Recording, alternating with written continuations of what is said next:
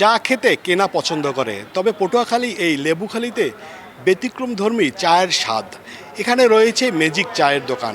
এখানে কিন্তু হরেক রকমের চা সহ রয়েছে কিন্তু ডাল ভাজা, চাল ভাজা, বাদাম ভাজা সহ আলাদা কিন্তু হরেক রকমের চায়ের সাথে স্বাদ গ্রহণ করার জন্য রয়েছে ব্যতিক্রমধর্মী অনেক উপাদান। আমরা এখন দাঁড়িয়ে আছি পটুয়াখালী এই যে লেবুখালী চায়ের দোকানে, ম্যাজিক চায়ের দোকানে। এই চায়ের দোকানে দেখা যাচ্ছে কিন্তু পটুয়াখালী থেকে বা জেলার বিভিন্ন প্রান্ত থেকে কিন্তু প্রতিদিন শত শত বললে হাজার হাজার মানুষ কিন্তু এই চায়ের স্বাদ গ্রহণ করতে কিন্তু এখানে আসছে। এখানে শুধু পুরুষই নয়, নারী পুরুষ সবাই মিলেই কিন্তু এই চায়ের স্বাদ গ্রহণ করে। এখানে আপনি দেখতে পাচ্ছেন যে এখানে অনেক লোক রয়েছে, তারা কিন্তু ইতিমধ্যে অনেকে চা খেয়েছেন, আবার অনেকে চা খাচ্ছেন। আমরা আসলে এ বিষয়ে একটু কথা বলবো, যারা এখানে চা খেতে এসেছেন তারা আসলে কেন চা খেতে এসেছেন, আর এ জায়গার চায়ের আসলে ব্যতিক্রমধর্মী কি রয়েছে যার কারণে এখানে মানুষ চা খাচ্ছে। আমরা এ বিষয়ে একজন চায়ের স্বাদ নেওয়ার একজন লোকের সাথে কথা বলবো, যারা এখানে এসেছে চার স্বাদ গ্রহণ করতে। আসলে আপনাদের চাটা কেমন লেগেছে? এক কথায় ডিলিশিয়াস, অনেক মজা। এখানে চা আসলে ব্যতিক্রম একটা চায়ের স্বাদ অনুভব করলাম। এই যে ঘুরতে এলাম, সাথে চায়ের স্বাদ উপভোগ করলাম। যেমনটি শুনলেন, আসলে এই জায়গার চাটা আসলে সাধারণ মানুষ যারা ঘুরতে আসে তারা আসলে চার স্বাদ গ্রহণ করে। তাছাড়া আমি আরেকটু বলে রাখি যে ঢাকা থেকে যারা কুয়াকাটা পর্যটন এলাকা কুয়াকাটা আসে, এই পর্যটন এলাকা কুয়াকাটা যাবার পথে যারা পর্যটক রয়েছে, পর্যটকরা কিন্তু এই যে লেবুখালী এখানে গাড়ি থামিয়ে কিন্তু এই যে ব্যতিক্রমধর্মী ম্যাজিক চায়ের স্বাদ গ্রহণ করেন।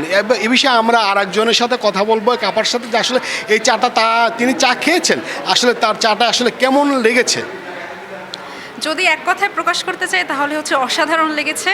আসলে প্রথম চুমুকে এটার স্বাদ একদম ব্লাস্ট হওয়ার মতো একটা স্বাদ পেয়েছি আমি।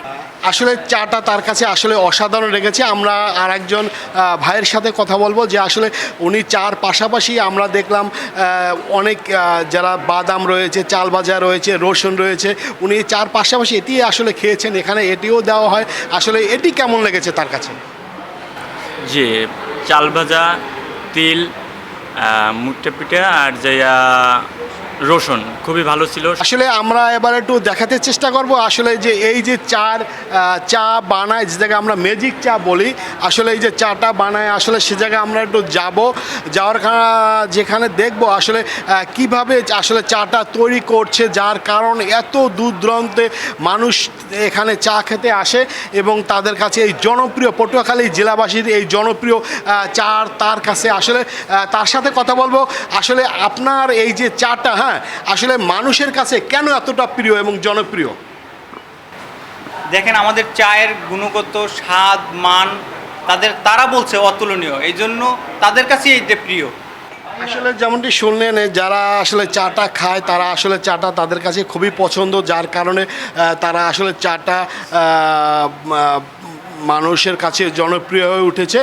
পাশাপাশি আমরা একটি দেখব, চা কিন্তু সবখানেই খাওয়া যায়, সব দোকানে কিন্তু চা পাওয়া যায়, তবে এটি রয়েছে ব্যতিক্রমধর্মী চা।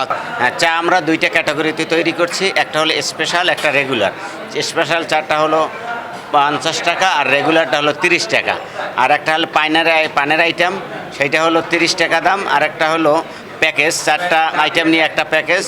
পাহাড়ি ম্যাজিক পান, যেটি আসলে না খেলে সব কিছুই অপূর্ণতা রয়ে যায়, আর এটির মাধ্যমে কিন্তু সব ম্যাজিকের সব স্বাদ গ্রহণ করা হবে এবং এটি আসলে কিন্তু মানুষের ম্যাজিক বলা হয়, যে এটি আসলে সুস্বাদু এবং সব কিছু মিলিয়ে আমরা যদি বলতে যাই, এই যে পটুয়াখালী এই যে ম্যাজিক চাটা রয়েছে, এই ম্যাজিক চা আসলে মানুষের কাছে জনপ্রিয় হয়ে উঠছে। এখানে প্রতিদিন কিন্তু সাধারণ এলাকাবাসী সহ আগত যারা পর্যটক আসে সমুদ্র সৈকত কুয়াকাটা, তারা কিন্তু এখানে একটু চায়ের স্বাদ গ্রহণ করে যায়, কারণ চা কিন্তু সবাই খায়। প্রতিদিন কিন্তু এক চুমুক চা না খেলে কিন্তু মানুষের সব কিছু অপূর্ণত রয়ে যায়, আর যদি হয় ম্যাজিক চা তাহলে তো কোনো কথাই নেই। এই ছিল পটুয়াখালী থেকে লেবুখালী থেকে আমার কাছে ম্যাজিক চার খবর। মোহাম্মদ মনির হোসেন বাদল, সময় সংবাদ, পটুয়াখালী।